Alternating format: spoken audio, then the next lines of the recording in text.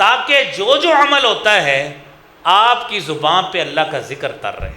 اس کا مطلب یہ نہیں ہوتا کہ آپ تسبیح ڈیجیٹل پکڑ لیں تو ادھر بات کری جائیں ادھر بٹن دبائی جائیں، یہ دل آپ کا نہیں ہے، یہ عادت بنی ہوئی ہے بٹن دبانے کی۔ اللہ کا ذکر یا تو آپ یکسوئی کے ساتھ بیٹھے ہوں، یکسوئی سے بیٹھے ہوں، کسی کے ساتھ بات نہ کرتے ہوں، جتنی مرضی تسبیح کریں کوئی نہیں روکتا، وہ بھی اللہ کا ذکر ہے۔ لیکن جب انسان باتوں میں مشغول ہوتا ہے اور ہاتھ میں تسبیح پکڑی ہوتی ہے، وہ چاہے روزری ہو، بیڈز والی ہو، یا ڈیجیٹل ہو، یا سیلوں والی ہو، کوئی بھی ہو، یا نئی جدید فارم میں وہ روٹیشن والی تسبیح آ گئی ہے، وہ ہے، کچھ بھی ہو، باتیں لوگوں کے ساتھ ہو رہی ہیں، ادھر تسبیح گھوم رہی ہے، یہ ڈرامے بازیاں ہم کیا کرتے ہیں؟ یہ اللہ کے ساتھ نعوذ باللہ چکر بازیاں کرنے کی کوشش کرتے ہیں۔ کون سا ذکر ہو رہا ہوتا ہے اللہ کا؟ یہ تو صاف ظاہر ہے، پھر لوگوں کو آپ دکھا رہے ہیں کہ ادھر میں تسبیح کر رہا ہوں، لوگوں کے ساتھ ساتھ ہنس کے جواب بھی دے رہے ہیں، باتیں بھی ہو رہی ہیں، اور ادھر تسبیح بھی گھومی جا رہی ہے۔ بسم اللہ الرحمن الرحیم۔ من عمل صالحا من ذکر او انثی وهو مؤمن فلنحيينه حياة طيبة ولنجزينهم أجرهم بأحسن ما كانوا يعملون۔ صدق اللہ العظیم۔ حضرات دی وقار، سورہ نحل کی 97 نمبر آیت ہے۔ اللہ رب العالمین نے اس آیت کریمہ میں فرمایا ہے من عمل صالحا من ذکر او انثی، کہ جو شخص بھی نیک عمل کرتا ہے، اچھا عمل کرتا ہے، خیر اور بھلائی کرتا ہے، اپنے لیے، اپنے خاندان کے لیے، معاشرتی لوگوں کے لیے، تو اللہ رب العالمین فرماتے ہیں خواہ وہ مرد ہو یا عورت ہو، عمل کرنے والے کے لیے اللہ نے یہ قید نہیں رکھی جنس کے حوالے سے کہ کس کو اجر ملنا ہے یا کس کو نہیں ملنا۔ وہ مرد بھی ہو سکتا ہے، عورت بھی ہو سکتی ہے،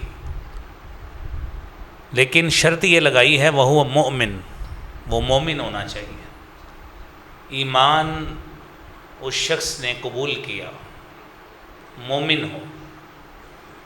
جب وہ ایمان والا ہے، خواہ وہ مرد ہے یا عورت ہے، رب العالمین فرماتے ہیں فَلَنُحْيِيَنَّهُ حَيَاةً طَيِّبَةً،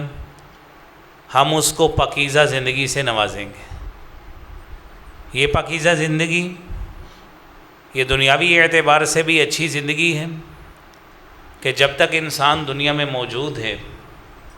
اللہ رب العالمین نے اس کے جسم میں اس کے سانس باقی رکھیں، رب کائنات اس کو اچھے عمل کی، نیک عمل کی، خیر اور بھلائی کی اللہ توفیق دیے رکھتے ہیں۔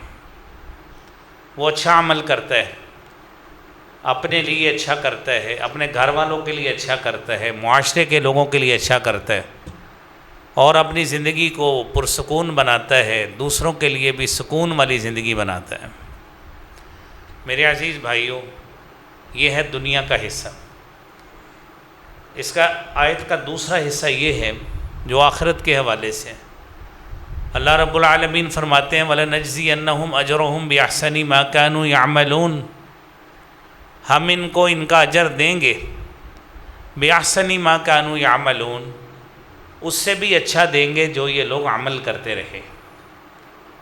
یہ اللہ رب العالمین کا میرے عزیزوں، دوستوں، بھائیوں وعدہ ہے کہ دنیا میں جو شخص بھی ایک عمل کرتا ہے، نیکی والا کرتا ہے، تو اللہ رب العالمین کا وعدہ ہے من جاء بالحسنۃ فلہ عشر امثالها ومن جاء بالسیئۃ فلا یجزى الا مثلها وهم لا يظلمون۔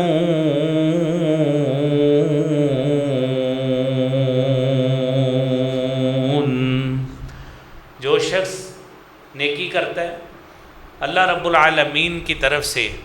جو کم از کم اس کو اجر ملتا ہے وہ 10 نیکیوں کا ملتا ہے۔ اس عمل کے برابر اللہ تعالیٰ 10 دفعہ اس کو اجر دیتے ہیں، 10 گنا اجر دیتے ہیں۔ لیکن اگر شخص برائی کرتا ہے، اس رب العالمین کی رحمت کتنی وسیع ہے کہ وہ خالق و مالک فرماتا ہے لا یجزا الا مثلہا، اس بندے کو، غلطی کرنے والے کو، برائی کرنے والے کو، گناہ کرنے والے کو اللہ رب العالمین اس کے گناہ کے برابر ہی اس کو، اس کی نافرمانی کے برابر ہی اس کو گناہ دیتے ہیں، اس سے زیادہ نہیں دیتے۔ گویا نیکی کی ترغیب اور نیکی کی طرف لے کے آنا، بھلائی کی طرف لے کے آنا، یہ میرے بھائیوں، یہ ہماری زندگی کا خلاصہ ہونا چاہیے، تب ہی ہماری زندگی پرسکون رہے گی اور ہماری زندگی ٹینشن سے، پریشانی سے، مختلف قسم کی جو ہم نے اپنے ذہن میں ایسی ایسی چیزیں، دنیا کے مختلف مسائل اپنے ذہن میں الجھاؤ اور پریشانی اور تناؤ کا شکار کیے رکھے ہوتے ہیں، تو اس سے اللہ رب العالمین نجات بھی عطا فرماتے ہیں۔ تو عزیزوں دیکھیے، انسان کو اللہ رب العالمین نے زندگی دی، اس زندگی میں اللہ تعالیٰ نے اس کو بے شمار نعمتیں عطا فرمائیں، اس انسان کو اللہ نے صحت بھی دی، اس کو سلامتی بھی عطا فرمائی، جسمانی صحت بھی دی، اس کو وقت بھی دیا، اس کی زندگی کے مختلف لمحات اس کو جینے کے لیے بھی عطا فرمائے، اور پھر اس نعمت کو حقیقی خوبصورت بنانے کے لیے اللہ تعالیٰ نے اس کو دولت دی، مال دیا، دنیاوی آسائشیں دی، سہولتیں دی، اور یہ ساری چیزیں ایسی ہیں کہ جس سے انسان اپنے طور پر مختلف انداز سے ان چیزوں میں راحت محسوس کرتا ہے، خوش ہوتا ہے، لیکن یہ حقیقی کامیابی نہیں ہے۔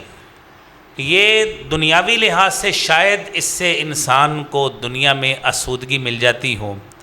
سکون مل جاتا ہو، لیکن یہ تو دنیا اس وقت تک ہے کہ جب تک ہمارے جسم میں اللہ نے روح رکھی ہے، اس دنیا کی آسودگی اس وقت تک ہمارے ساتھ چلتی۔ جیسے ہی اس جسم سے روح نکل جائے گی، اس دنیا میں کیا ہوتا ہے کیا نہیں ہوتا ہمیں اسے کوئی سروکار نہیں، پھر انسان مٹی کے سپرد ہو جاتا ہے، اور اس عمل کی بدولت لَنَجْزِيَنَّهُمْ أَجْرَهُمْ بِأَحْسَنِ مَا كَانُوا يَعْمَلُونَ، اس اللہ رب العالمین کا جو وعدہ ہے کہ اگر اچھے عمل کر کے جاؤ گے، قیامت کے روز میرے پاس آؤ گے، بلکہ انسان کے جسم سے روح نکلتی ہی ہے۔ اس رب العالمین نے جو نظام بنایا ہے، اس کے ساتھ اچھا اگر عمل والا آدمی ہے، مومن اچھے عمل والا آدمی ہے، نیک اعمال والا، نیک سیرت والا، نیک کردار والا شخص ہے، اچھے اخلاق والا شخص ہے، تو میرے عزیزوں جیسے ہی روح نکلتی ہے، انسان جیسے ہی اللہ رب العالمین کے ہاں سپرد ہوتا ہے، اس کو قبر میں ڈالا جاتا ہے، اس کے ساتھ جزا کا عمل اس وقت ہی شروع ہو جاتا ہے۔ تو یہ اس رب العالمین کی ہمارے لیے کتنی بڑی نعمت بھی ہے، اس کا احسان بھی ہے کہ اس نے ہماری اصل زندگی کو آسودہ بنانے کے لیے دنیا میں ہمیں یہ چیزیں بتائی ہیں کہ ان کو کر لیں، میرے پاس آئیں، دنیا بھی آسان رہے گی یا آخرت بھی آسان رہے گی۔ تو میرے عزیز بھائیوں دیکھیے، اس خوشگوار زندگی اور اس کو آسودہ بنانے کے لیے، پرسکون بنانے کے لیے صرف اپنی خواہشات کی تکمیل کرنا، اسی سے ہی زندگی پرسکون نہیں ہوتی، بلکہ اس کے ساتھ ساتھ انسان کو اس زندگی کو پرسکون بنانا ہے، اپنے نفسانی خواہشات کو قابو میں رکھیں، گناہ کے لیے استعمال نہ ہو۔ ایک بات، نمبر دو، دوسروں کے حقوق کو پہچاننا چاہیے، حق تلفی نہیں کرنی چاہیے۔ ان حقوق میں اپنے والدین کے بھی حقوق ہیں، اپنی اولادوں کے بھی حقوق ہیں، رشتہ داروں کے بھی حقوق ہیں، ہمسایوں کے بھی حقوق ہیں، اگر اللہ نے مال دیا، فیکٹریوں کا مالک بنایا تو مزدوروں کے بھی حقوق ہیں، اگر کوئی بندہ کسی سے پڑھ رہا ہے تو اس کے استاد کے بھی حقوق ہیں۔ تو یہ دنیا میں حقوق کی پاسداری کرنا یہ ہے جو جتنے وہ حقوق کی پاسداری کرے گا اس کی زندگی اتنی ہی آسودہ اور پرسکون ہوتی جائے گی۔ پھر اس کے ساتھ ساتھ میرے بھائیوں، رشتوں کی قدر کرنا، ان سے قطع تعلقی نہ کرنا، لوگوں کے ساتھ درگزر والا، معافی والا معاملہ کرنا، کہ بار بات پہ غصہ آگے کہنا تو ہمیں جانتا نہیں، ہم کون ہوتے ہیں، یہ میرے بھائیوں اللہ تعالیٰ نے انسان کو یہ زندگی صحت دی ہے، انسان جذبات میں آ کر اس طرح کی کئی مرتبہ ایسی فخر والی، تکبر والی، غرور والی باتیں کر جاتا ہے جو نہیں کرنی چاہیے۔ یہ وقتی طور پر اس کو یہ چیز راحت دیتی ہے کہ میرا روب اگلے پہ پڑ گیا ہے، لیکن آخر کار یہی زندگی، یہ صحت، یہ جذبات، یہ ساری زندگی رہتے نہیں ہیں، پھر انسان لاچار ہو کے بیٹھ جاتا ہے۔ کہاں پہ وہ جذبات گئے جہاں پہ انسان لوگوں کو بڑے سینے پہ ہاتھ مار کے کہتا تھا کہ ہم یہ ہوتے ہیں، تو ہمیں جانتا نہیں ہے، ہماری طاقت اتنی ہوتی ہے، اختیار یہ ہوتا ہے۔ ساری چیزیں وقت کے ساتھ ساتھ معدوم پڑ جاتی ہیں۔ پھر میرے بھائیوں، شکر گزاری کا جذبہ سیکھنا کہ آپ کے ساتھ کسی نے فیور کی ہے، احسان کیا ہے،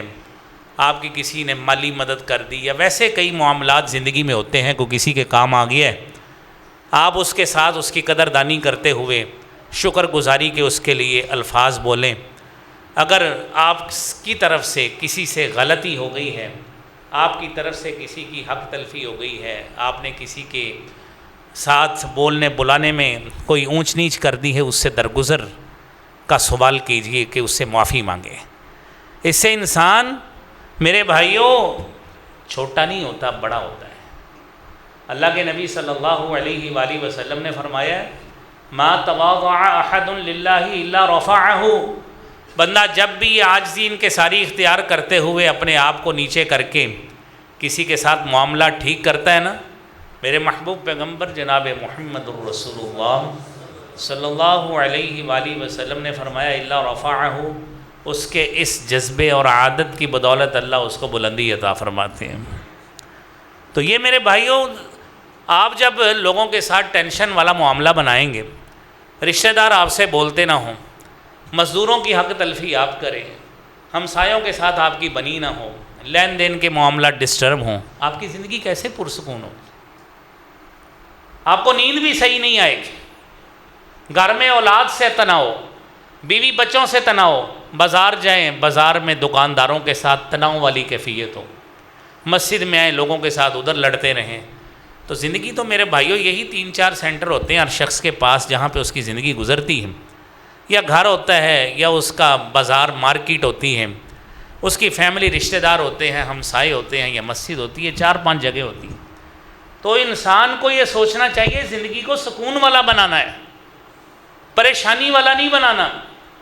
تو یہ جو اخلاقی قدریں ہیں نا،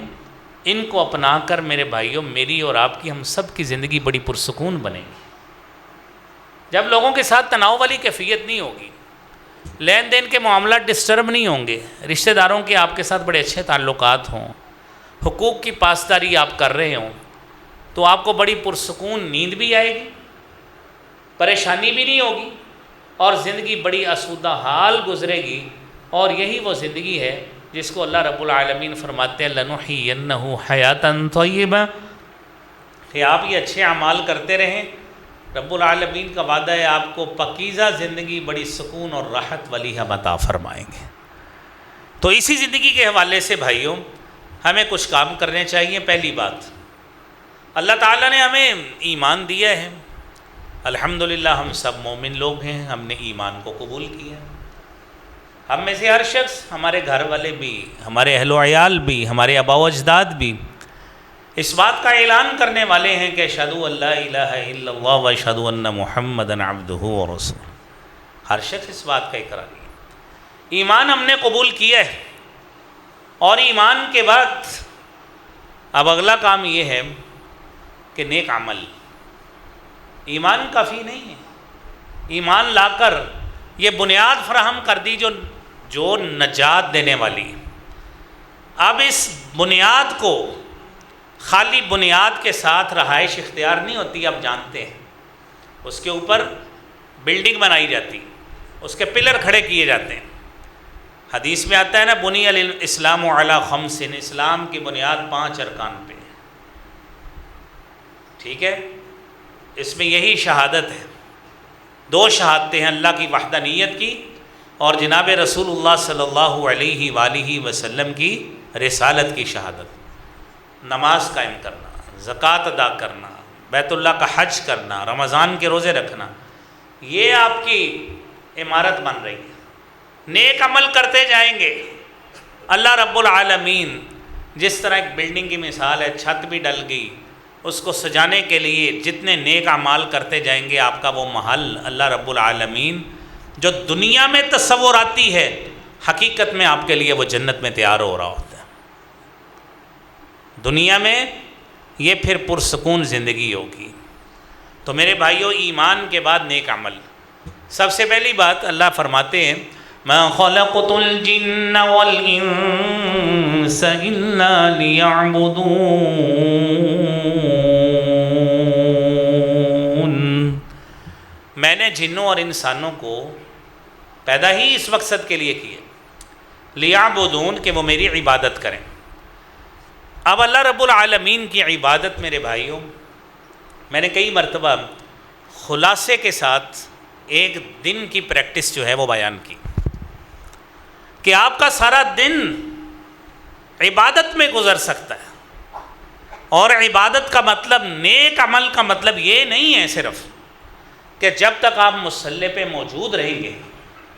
اس وقت تک آپ کی وہ عبادت تصور ہوگی، نہیں۔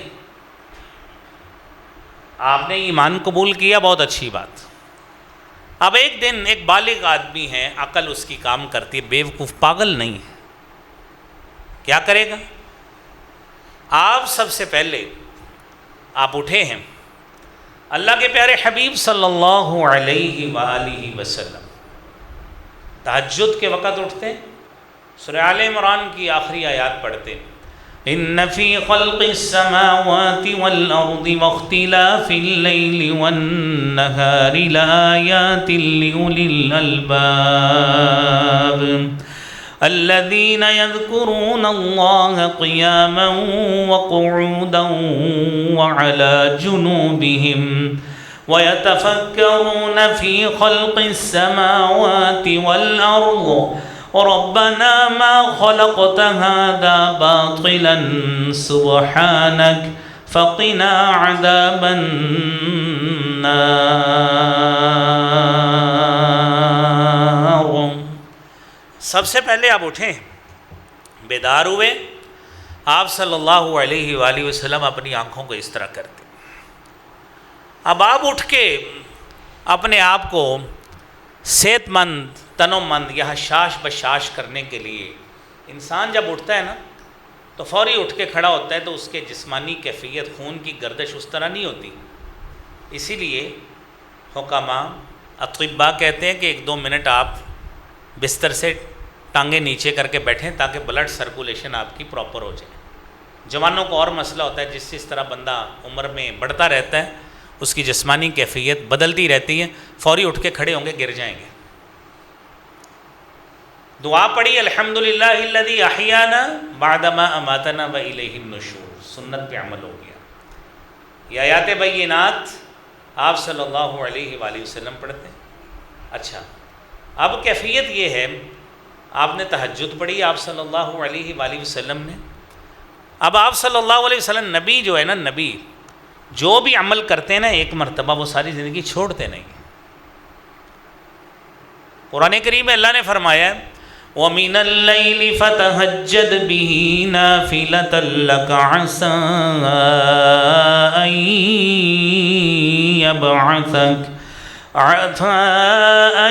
يَبْعَثَكَ رَبُّكَ مَقَامًا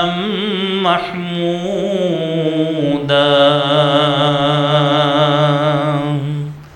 رات کا کچھ حصہ ہے نبی صلی اللہ علیہ وسلم تہجد پڑھا کریں، نافلۃ لک، یہ آپ کی نفلی عبادت ہوگی، ہم نے آپ پہ فرض کر دی ہے، ہماری عوام الناس نے، قرآن کریم کی آیت ہے۔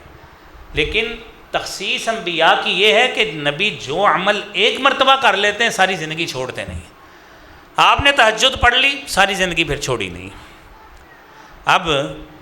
تہجد پڑھتے ہیں، اس کے بعد آپ صلی اللہ علیہ وآلہ وسلم کا اگلا عمل جو عبادت والا ہوتا ہے،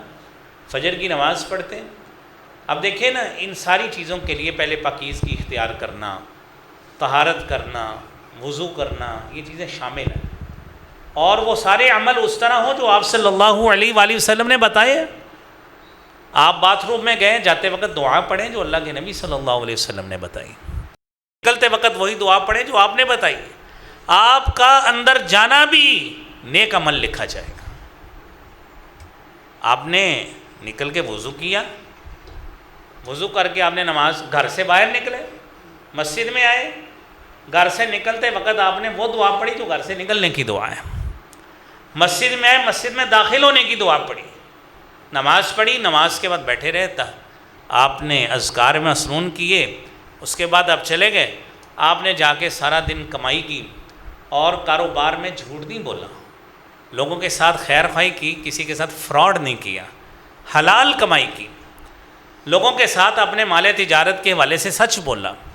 ڈیلنگ صحیح کی، زور کا ٹائم ہو گیا، آپ نماز پڑھنے چلے گئے اسی طرح ہی جس طرح آپ نے پہلے اس فجر کی نماز پڑھی، آئے دوبارہ دکان پہ آ گئے، دوبارہ آ کے دکان پہ بیٹھ گئے، نمازیں آپ پڑھتے گئے، نماز میں غفلت نہیں کی، لوگوں کے ساتھ حقوق العباد میں کوئی غفلت نہیں کی، آپ گھر گئے، جا کے بیوی بچوں کے ساتھ وقت کوئی گھنٹہ گزارا، 1.5 گھنٹہ 2 گھنٹے گزارے، کھانا کھایا، نماز پڑھی، نماز پڑھنے کے بعد آپ نے اللہ کے نبی صلی اللہ علیہ وسلم کی سنت کے مطابق، جس طرح حدیث میں آتا ہے نا، کان یکرہ النوم قبلہ والحدیث بعدہ، اللہ کے نبی صلی اللہ علیہ وآلہ وسلم عشاء سے پہلے سونے کو ناپسند کرتے تھے اور عشاء کے بعد باتیں کرنے کو ناپسند کرتے تھے۔ اب آپ خود اندازہ کیجئے کہ ہماری مجلسیں عشاء کے بعد لگتی، ہمارے گھروں میں مجلسیں عشاء کے بعد لگتی اور عشاء کے بعد ہمارا صحیح دن شروع ہوتا ہے ہماری فیملیز میں۔ سچی بات ہے، کثرت سے والدین ہمارے پاس پریشان ہو کے آتے ہیں، یہ ہماری نوجوان نسل کے جو والدین ہیں، وہ کہتے ہیں جی ساڈے بچے رات کو سوتے ہی نہیں ہیں، رات کو سوتے ہی نہیں ہیں۔ صحت خرابی کا سب سے بدترین مسئلہ، کہتے ہیں 2 بج کے 2 بجے 3 بجے ہم اٹھتے ہیں نا تو بچے اس وقت جاگ رہے ہوتے ہیں بڑے آرام سے، اور اس وقت کوئی ڈیل شیل باہر سے منگوا کر کھا کے جب اذانیں ہوتی ہیں سو جاتے ہیں۔ اب یہ جو ہم نے روٹین بنائی ہے، اب یہ ساری خلاف سنت ہے، یہاں سے رات کے وقت کی۔ آپ عشاء کے بعد سو جائیں تو عشاء کے بعد اس طرح سوئیں جو اللہ کے نبی صلی اللہ علیہ وسلم وضو کر کے سوتے تھے، فرشتہ آپ کے لیے مقرر ہے، آپ کروٹ بھی لیتے ہیں، آپ تھوڑا بہت ہلتے بھی ہیں، فرشتہ جو صحیح مسلم کی حدیث ہے،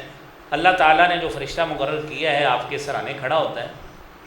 آپ تھوڑا سا سوئے پڑے ہلتے ہیں، آپ کو تو پتہ بھی نہیں ہوتا، فرشتہ کہتا ہے اللہم اغفر لہ، اللہ اس بندے کو معاف کر دیں، اللہم ارحمہ، اللہ اس بندے پہ رحمت نازل فرما، انہ بات طاہرا، یہ پاکیزگی کی حالت میں اس نے رات گزاری، یہ وضو کر کے سویا۔ یہ سارا سنت والا دن ہے، نیک عمل والا دن ہے، جھوٹ سے پرہیز کریں سارا دن، گالیوں سے پرہیز کریں، مجھے بتائیں اس سے بڑی پاکیزہ زندگی کیا ہو سکتی؟ یہ ہے وہ پاکیزہ زندگی، یعنی یہ تو کوئی تصوراتی بات آپ کو نہیں بتائی، آپ کو ساری دن کی روٹین بتائی ہے کہ دن ایسا گزرے گا تو پرسکون زندگی ہوگی۔ اگر ایک دن میں نہ نماز پڑھی، کاروبار میں جھوٹ فراڈ جو ہوتا ہے پیسہ کمانے کے لیے سارا کچھ کیا، کوئی حلال حرام کی تمیز نہیں ہے، کوئی زبان کے تحفظ کی تعظیم نہیں ہے، کوئی پابندی نہیں ہے، تو میرے عزیزوں میرے بھائیوں کہاں سے زندگی میں سکون آئے گا؟ گھر جائیں گے بیوی بچوں سے لڑیں گے، بازار جائیں گے دکانداروں سے لڑیں گے، گاہکوں سے بیسیں گے، اونچ نیچ ان سے کریں گے، مسجد میں آئیں گے نمازیوں سے بیسیں گے، گلی محلے میں لوگ آپ سے تنگ ہوں گے، زندگی کیسے پرسکون ہوگی؟ تو یہ نیک عمل کی روٹین آپ کو بتا دی، یہ سارے دن کی روٹین ہے، اگر اس کو کریں گے انشاءاللہ سارا دن بڑا سکون کے ساتھ گزرے گا، سکون کی نیند آئے گی، کوئی پریشانی والی نیند نہیں ہے کہ رات کو ہڑبڑا کے اٹھ گئے پتہ نہیں کیا ہو گیا ہے۔ تو عزیزوں بھائیوں یہ عمل ہے جو ہمیں کرنا چاہیے۔ اگر دیکھیں نا اس کے برعکس انسان نافرمان ہے، بد کردار ہے، بد اخلاق ہے، نمازوں کی پرواہ نہیں کرتا، زکوٰۃ نہیں دیتا، رمضان کے روزوں کی پابندی نہیں کرتا، طاقت ہونے کے باوجود حج نہیں کرتا، یہ وہ بنیادی چیزیں ہیں جو ارکان اسلام ہے جس پہ آپ کے اسلام کے عمارت کی بنیاد ہوتی۔ اس کا مطلب ہے آپ کے ستون ہی آپ کے پورے نہیں ہیں، بلڈنگ کی چھت کیسے ڈالیں گے؟ پھر کیا ہوا اس کے بعد؟ والدین اور قرابت داروں سے بدسلوکی، اولاد سے گالی گلوچ والا سکول ہے، جو معاملہ ہے، اللہ کے بندوں کا حق مارتا ہے، لین دین میں جھوٹ بولتا ہے، دھوکہ دہی کرتا ہے، بددیانتی کرتا ہے. یہ آپ کو ٹیلی ویژن پہ بیٹھے نا کئی سوڈو قسم کے اسکالر جنہوں نے دین کا ایک لفظ نہیں پڑھا ہوتا، وہ بیٹھ کے کہتے ہیں جی ممبروں سے نفرت کا درس ملتا ہے. اللہ رحم فرمائے، یہ ہم نفرت کا درس دے رہے ہیں. اور لوگ یہ کلپ بھیجتے ہیں اہل علم کو کہ دیکھو جی آپ کی مسجد میں جو ہے نا جی، یعنی مختلف لوگ، ہمارے ساتھ تو الحمدللہ ایسا معاملہ نہیں ہوتا، یہ وہ چیزیں رویے بتا رہے ہیں جو ہمارے شاگردوں سے یا ہمارے کولیگز جو اہل علم ہیں مختلف مساجد، کہتے ہیں جی لوگ ہمیں یہ ایسی باتیں کہتے ہیں کہ لوگوں کے ساتھ معاملات کو صحیح کریں. ہم نے ساری بات ہی آج یہی کی ہے کہ لوگوں کے ساتھ معاملات صحیح کریں. تو جب یہ معاملات آپ کے صحیح ہو جائیں گے آپ کی زندگی پرسکون ہو جائے گی. آپ دیکھیں نا، قرابت داروں کے ساتھ اچھا کریں، حرام ذرائع سے بچیں، جھوٹ بولنے سے بچیں، بد سلوکی سے بچیں، حلال و حرام کی تمیز کریں. اگر جو شخص نہیں کرتا یہ سارے کام جو آپ کو بتائیں وہ نہیں کرتا، تو آپ جتنا مرضی کر لیں اس کی زندگی کو سکون نہیں ہو سکتا. کیا ہوتا ہے؟ من اعرض عن ذکری فإن له معیشة ضنکا ونحشره یوم القیامة اعمی قال رب لم حشرتنی اعمی وقد كنت بصیرا قال كذلك أتتك آياتنا فنسيتها وكذلك اليوم تنسى. اللہ فرماتے ہیں جس کو یہ ساری باتیں پتہ ہونے کے باوجود،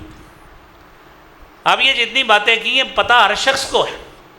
کہ لوگوں کے ساتھ جھوٹ نہیں بولتے ہیں، حلال حرام کا پتہ ہوتا ہے، کہتے پیسہ نہیں کمانا کی کریے، یہ کرائے کہاں سے دینے، گھر کما کے نہیں کچھ لے جانا،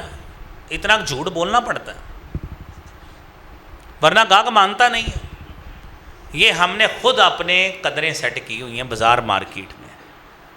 بہت سارے اچھے لوگ بھی، آپ جیسے پیارے لوگ کتنے اچھے ہیں جو یہ غلط کام نہیں کرتے، زندگی میں سکون سے سوتے بھی. ان لوگوں کی بات ہے تو اللہ کہتے ہیں جو ان چیزوں کے پتہ ہونے کے باوجود اس سے پہلو تہی اختیار کرتے ہیں نا، اس کی معیشت تنگ ہو جاتی. پیسہ کمائی جائے گا، ڈھیر لگ جائیں گے، جائیدادیں بنائے گا، سارا کچھ کر لے گا، لیکن زندگی میں سکون نہیں ہوگا. کتنے آپ کو دنیا میں ایسے لوگ مل جائیں گے، 4-4 5-5 گاڑیاں کھڑی ہیں، کئی کنالز کی بلڈنگز میں ان کی کوٹھیاں بھی ہیں، فارم ہاؤسز بھی ہیں،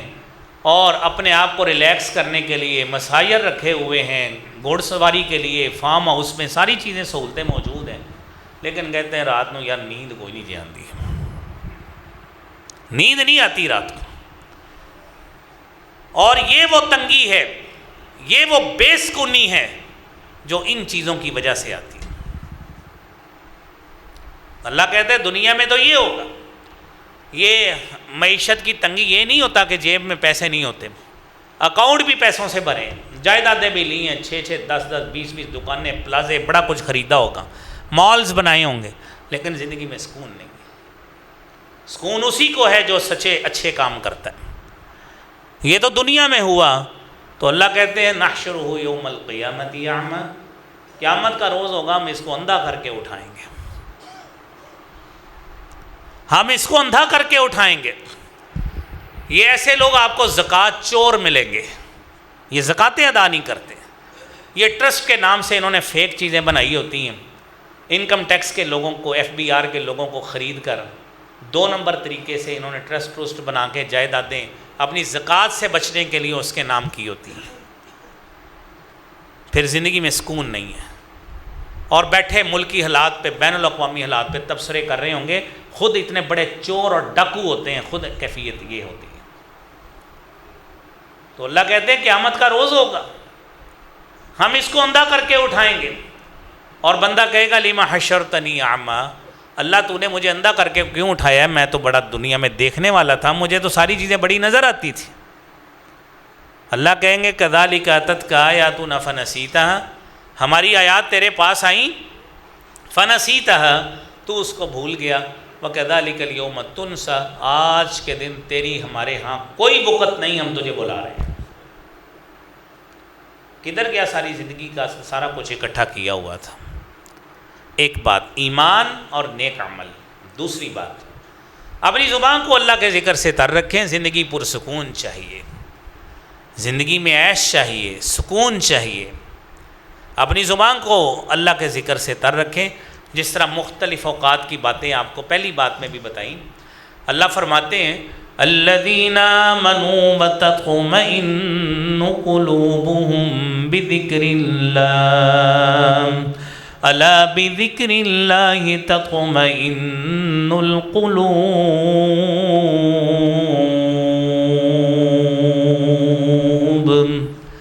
وہ لوگ جو ایمان لائے، تطمئن قلوبهم بذکر اللہ، ان کے دل اللہ کے ذکر سے مطمئن ہوتے ہیں۔ الا، خبردار، تکرار سے اللہ فرماتے ہیں، سورہ رعد کی 13ویں سپارے کی آیت ہے، بذکر اللہ تطمئن القلوب، اللہ کے ذکر سے ہی دلوں کو طمانینت ملتی ہے۔ میرے عزیزوں، میرے بھائیوں،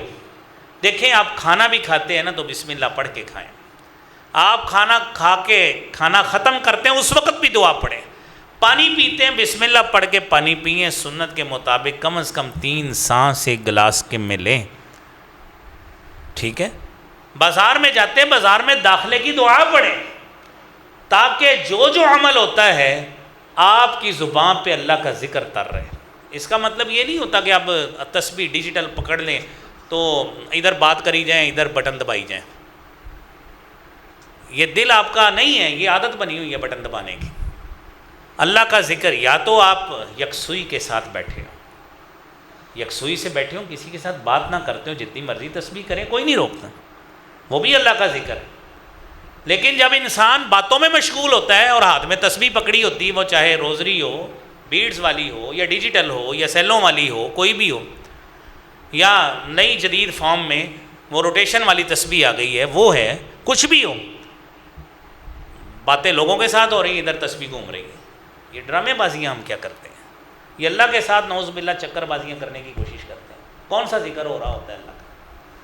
یہ تو صاف ظاہر ہے، پھر لوگوں کو آپ دکھا رہے ہیں کہ ادھر میں تسبیح کر رہا ہوں، لوگوں کے ساتھ ساتھ ہنس کے جواب بھی دے رہے ہیں، باتیں بھی ہو رہی ہیں، اور ادھر تسبیح بھی گھومی جا رہی ہے۔ صحیح معنوں میں ہر لمحے جس طرح مسجد میں آئے اللہ کا ذکر کیا، آپ سنت کے مطابق اللہ کے نبی کے حکم کے مطابق صلی اللہ علیہ وآلہ وسلم خاموشی سے اللہ کا ذکر سن رہے ہیں، آپ کا یہ بیٹھنا عبادت شمار ہو رہا ہے۔ آپ نے اب نماز پڑھنی ہے، اللہ کے توفیق سے نماز پڑھیں گے، نماز کے بعد اذکار کریں گے، اذکار کر کے مسجد سے نکلنے کی دعا بھی کریں گے انشاءاللہ۔ گھر جائیں گے، گھر میں داخلے کی دعا پڑھیں گے، اور ہمیں تو اتنی بھی آنی چاہیے، جو لوگ سواریوں پہ ہیں نا، ان کو سواریوں پہ چڑھنے کا ادب بھی آتا ہونا چاہیے، اس کی دعا بھی آتی ہونی چاہیے۔ گھر میں لوٹنے کی دعا آتی ہونی چاہیے کہ گھر میں صحیح سلامت سفر کر کے واپس لوٹے تو کیا پڑھتے ہیں، ٹھیک ہے؟ یہ ساری وہ باتیں ہیں جو آپ کی زبان کو اللہ کے ذکر سے تر رکھتی ہیں۔ ہر بات میں اللہ کی رضا اور اس کے ذکر کی شمولیت، یہ میرے بھائیوں آپ کے دل و دماغ کو سکون دیتی، آپ کی زندگی آسودہ ہوگی۔ اور یہ باتیں صرف آپ نہیں کرنی، میں نے کئی جمعوں سے، میں تکرار سے آپ کو بتا رہا ہوں، ہم نے یہ جو دعائیں ہیں نا ساری، سفر کی دعا، یہ کھانے کی دعا، یہ دودھ پینے کی دعا، یہ اللہ کا شکر ہے، میں ممبر پہ کھڑا بتا رہا ہوں، یہ ہماری امی جان نے رحمۃ اللہ علیہ انہوں نے ہمیں سکھائی ہے۔ آپ اپنے بچیوں کو سکھائیں تاکہ کل جب مستقبل میں وہ مائیں بنیں وہ اپنے بچوں کو سکھائیں، اپنے بچوں کو آج یہ دعائیں سکھائیں، ان کے ساتھ ٹائم پاس کریں، یہ چیزیں سکھائیں ان کو، تاکہ کل مستقبل میں وہ باپ بنے، اپنی اولادوں کو یہ چیزیں سکھائیں۔ یہ مستقبل میں بننے والی ماں اور مستقبل میں بننے والے باپ، ان کو یہ چیزیں آتی ہونی چاہیے۔ اس نسل کی آج کل جو 25 سے لے کر 40 سال کی نسل جو ہے نا، بلکہ 20 سے 40 سال کی اس وقت جن کی عمر ہے، ان کی تباہی اس وجہ سے ہوئی ہے، ان کی تباہی اس وجہ سے ہوئی ہے کہ آج کے جو بچے 5, 7, 10 سال کے ہیں نا، ان کے باپ اور مائیں اس عمر میں ہیں جو 20 سے 40 سال میں ہیں۔ ان بچوں کو والدین، خراب والدین ملے ہیں جو خود سوشل میڈیا کے ایڈکٹڈ ہیں،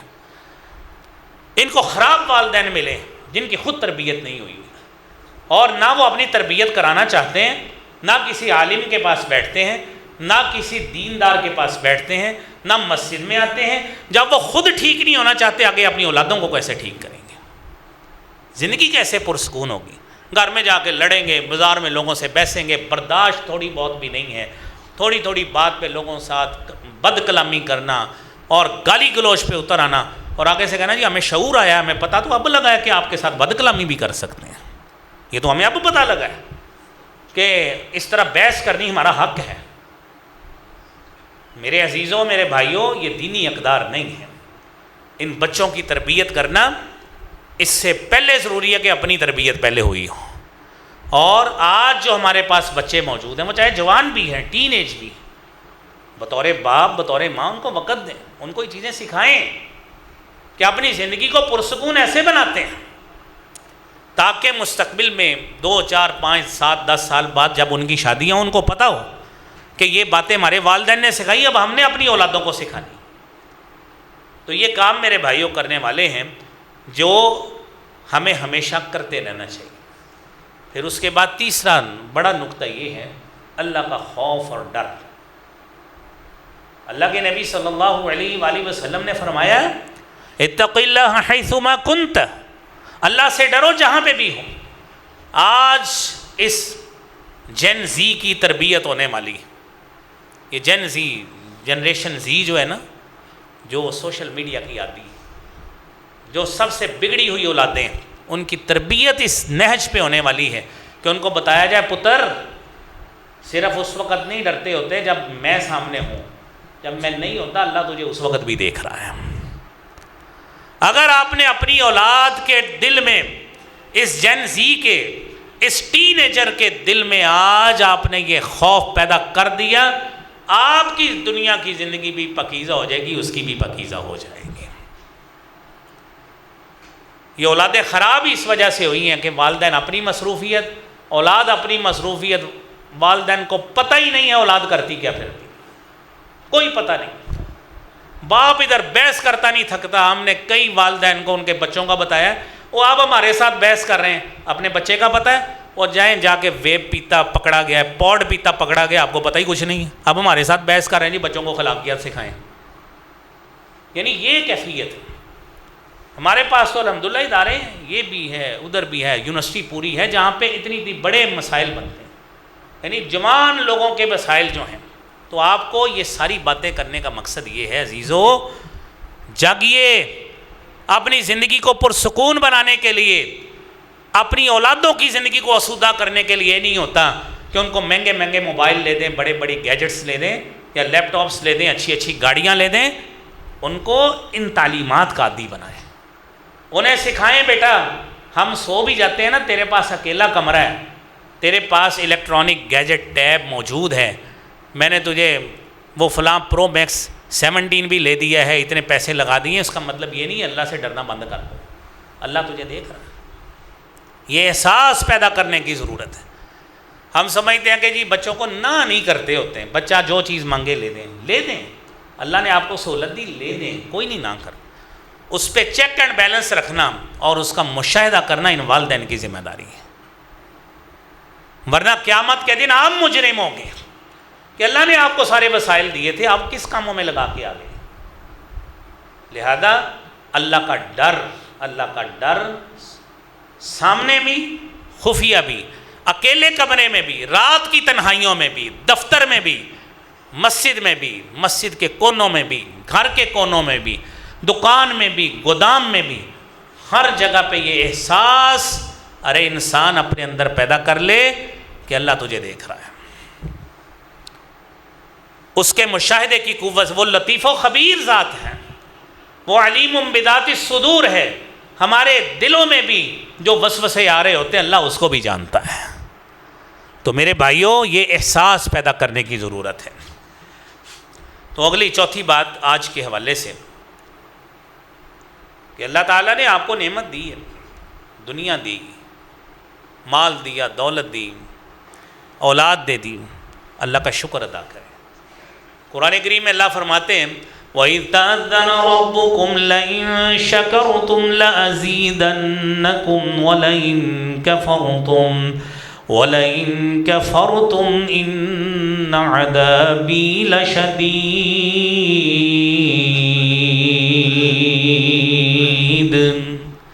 اللہ رب العالمین فرماتے ہیں یاد کرو تمہارے رب نے تمہیں آگاہ کیا، لَئِن شَكَرْتُمْ لَأَزِيدَنَّكُمْ،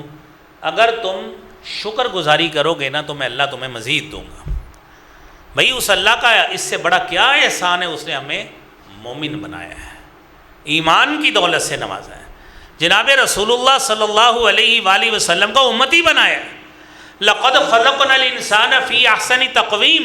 اشرف المخلوقات بنایا ہے، انسان بنایا ہے، نبی مکرم کا امتی بنایا ہے،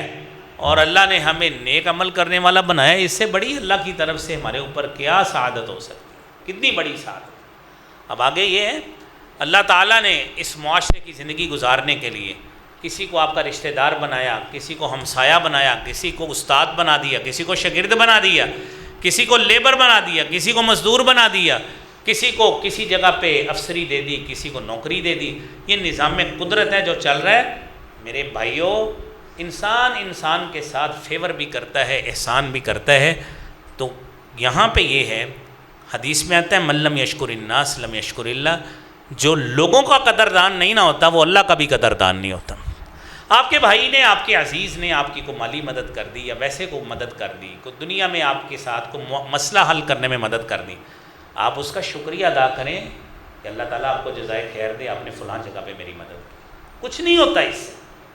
کوئی نہیں ہوتا، ہماری زبان گھستی نہیں ہے اس سے۔ اگلا بندہ، ایک تو بات یہ ہے حدیث پہ عمل ہوگا کہ ہم نے کسی کی قدردانی کی۔ آپ کو کوئی شخص چائے کا کپ بھی پلاتا ہے، پانی کا گلاس بھی پلاتا ہے، اب اس کو جزاک اللہ کہیں کہ اللہ آپ کو جزائے خیر دے، آپ نے میرے ساتھ یہ میری مدد فرمائی۔ آپ کا ہمارے دیکھیں نا شاگرد ہوتے ہیں، کوئی جوتا سیدھا کرتا ہے، کوئی ہمارے کوئی سامان پکڑ کے گاڑی میں رکھ دیتا ہے، ہماری الحمدللہ کوشش رہی ہم اس کو تھپکی دے کے کہتے ہیں اللہ تعالیٰ آپ کو دنیا اور آخرت کی برکتیں اور سعادتیں عطا فرمائے۔ بچہ اس چیز سے سیکھتا ہے کہ میرے استاد نے، میرے باپ نے، میرے بڑے نے مجھے دعا دی ہے، یہ کام مجھے آئندہ زیادہ خوشی سے اور زیادہ لگن سے کرنا چاہیے۔ یہ بھائیوں، والد کو، ماں کو جب بچے سے کام کراتے ہیں نا، یہ ہمارے اندر کوتاہی ہے کہ بچے سے پانی منگوا لیا، اس کو کہاں کریں آپ کا شکریہ، بھائی تھینک یو ہی کہہ دیں، اس کو یہ کہیں۔ یہ شکر گزاری کا جذبہ آئے گا نا، اپنے بچوں کے اندر بھی آئے گا، شاگرد کرتے ہیں ان میں بھی آئے گا، مسجد کے نمازی ایک دوسرے کی مدد کرتے ان میں بھی آئے گا، ہمسائے گیری میں مدد کرتے ادھر بھی آئے گا۔ تو اللہ کہتے ہیں ما یفعل اللہ بعذابکم ان شکرتم وآمنتم، میں اللہ نے تمہیں عذاب دے کے کیا کرنا ہے اگر تم شکر کرتے ہو اور ایمان لے آئے ہو۔ یہ 5ویں سپارے کی آخری آیت ہے۔ اللہ کریم مجھے بھی آپ کو بھی ان ساری قدروں پہ عمل کرنے کی توفیق عطا فرمائے۔ اللہ کریم ہمیں ہماری زندگی کو پرسکون بنائے۔ اللہ کریم ہمیں ٹینشن سے، پریشانیوں سے محفوظ فرمائے۔ وآخر دعوانا الحمدللہ رب العالمین۔